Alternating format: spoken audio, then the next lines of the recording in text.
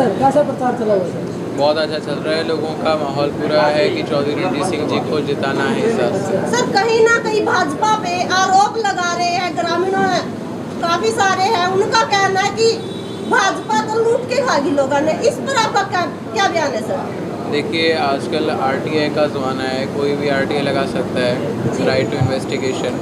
तो अगर कोई ऐसा कुछ है तो आप आरटीआई से देखिए, आज तक तो ऐसा कुछ साबित हुआ नहीं। सर कहीं ना कहीं लोगों का ये भी कहना है कि मोदी सरकार 5-5 किलो दाने दे के लोग बुलाने लग रहा वोट लेने का मेरा।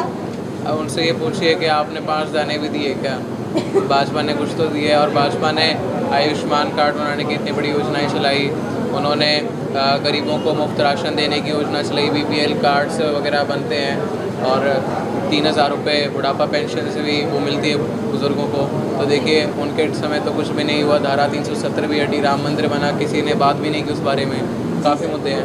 सर कहीं ना कहीं देखा जाए तो एक मुद्दा ये भी चल रहा है कि कांग्रेस को लेकर कि जो जयप्रकाश जेपी है काफी सारे घोटाले कर चुके हैं, पर कहीं ना कहीं भाजपा का भी नाम शामिल हो रहा है। आप जयप्रकाश जी से पूछिए कि उन्होंने कितने घोटाले किए, कहीं 55 लाख डीजल के ले रखे हैं, कहीं पे कुछ। अब मैं क्या बताऊँ, छोटा हूँ मैं आदमपुर की बात करते हैं सर, आदमपुर आपने एक मोटरसाइकिल रैली भी निकाली है। हाँ। और लोग ये भी कह रहे हैं कि भगत चौटाला और भगत बिश्नोई और उसके पिताजी दोनों नाराज है। अगर वो नाराज़ होते तो फिर वो बाइक रैली क्यों निकालते?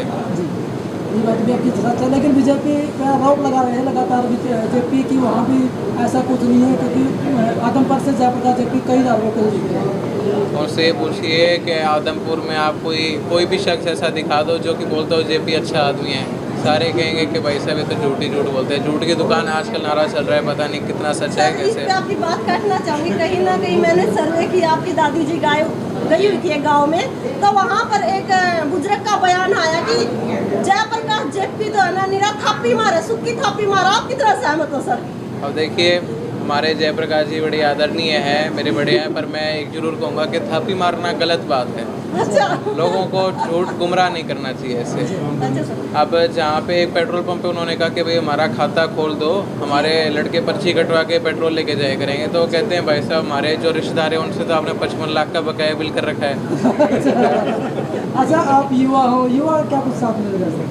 युवाओं का पूरा साथ मिल रहा है, लोग लगातार कह रहे हैं कि वैसा प्रोग्राम करो, हर 10 मिनट पे। बरवाला ही में आया हूँ तो इतना भव्य स्वागत हुआ है, मान करके चलें कि 90% युवा आज के दिन भारतीय जनता पार्टी के सर साथ। राहुल गांधी का बयान आ रहा है कि अगर कांग्रेस विजय होती है हरियाणा से तो जो गरीब लोग हैं उनको 1-1 लाख सालाना दी जाएगी आए, उसको लेकर क्या कहोगे? उनको ये पूछिए कि आप कोई गवर्नमेंट का हिस्सा है क्या जो आपको अंदर की बातें बताए?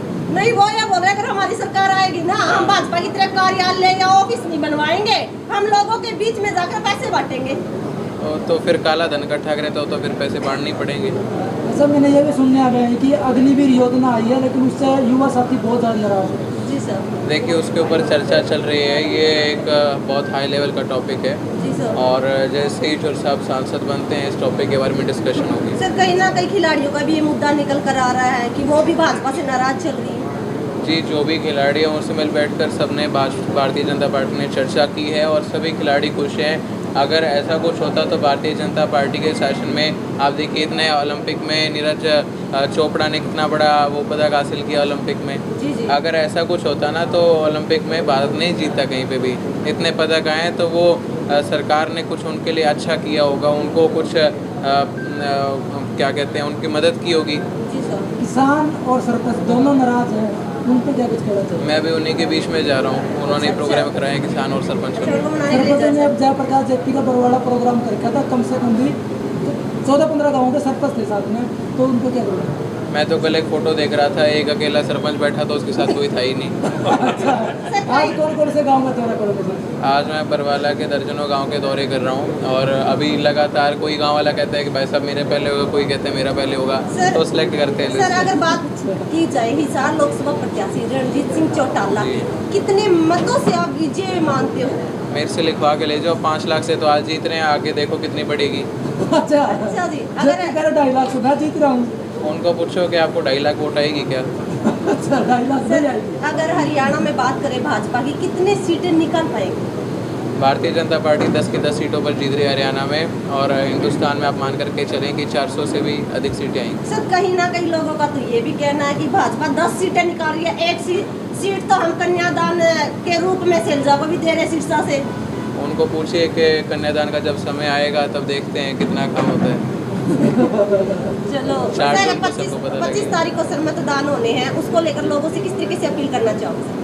देखिए 25 तारीख को मतदान होने जा रहे हैं, आप सभी अपना वोट उसी को दें जिसने काम किया, विकास किया है। और मेरा मन ये कहता है कि भारतीय जनता पार्टी ने पिछले 9.5 साल में 10 साल में बहुत ज़्यादा विकास किया है, लोगों की बहुत समस्याएं सुनी है, और जितने बड़े डेवलपमेंट के प्रोजेक्ट्स भारतीय जनता पार्टी के शासन में लगे हैं उतने कांग्रेस के 20 साल में 30 साल में नहीं लगे। आप क्या कुछ कहना चाहेंगे शर्मा जी? बस आज हमारे बीच में भाई साहब आए हुए हैं, हमारे छोटे भाई आए हुए हैं। उन्होंने जो अपने विचार रखे थे वही विचार मैं ही रखना चाहूँगा। अच्छा सर आप सेम ही रखना चाहोगे? आप भी 10 की 10 सीटों पर कब्जा मार रहे हो क्या? 10 की 10 नहीं, हम 11 सीटों पे आने हैं, 10 लोकसभा की और एक विधानसभा की भी। आप विधानसभा की सीट ना पूछें। जिस तरीके से लोगों का बयान आ रहा है कि 400 पार है अब की बार मोदी पर, कहीं ना कहीं लोगों का कहना है कि 250 पार होगा मसा। हाँ, ये सवाल ही बड़ा निकल कर आ रहा है सर लोगों का। ऐसा है जी, लोगों की तो आदत है बोलने की, जी। लेकिन हम करके दिखाएंगे। 400 पार जब हो जाएगा तब देखते हैं वो क्या बोलते हैं क्या नहीं बोलते हैं। सर कहीं ना कहीं जेपी का बयान आया था कि जो खट्टर साहब है उनको ही नहीं सीट निकाल पाए थे, जो बोला था वही नहीं कर पाए थे। तो भाजपा जो सरकार है अब की बार क्या 10 सीट निकाल पाएगी? कौन सी सीट नहीं निकाल पाई?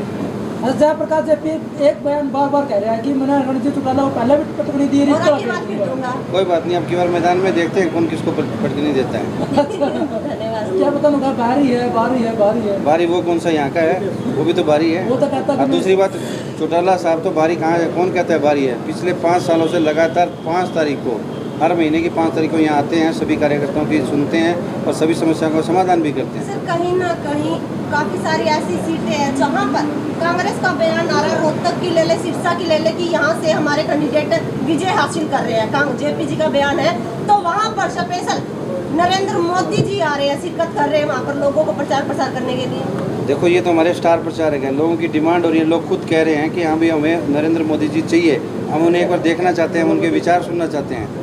तो ये तो हमारा सौभाग्य है कि हमारे यहाँ नरेंद्र मोदी जी और योगी जी भी दोनों के दोनों ही आने वाले हैं। अमित शाह जी भी हैं। हाँ जी सर, धन्यवाद सर।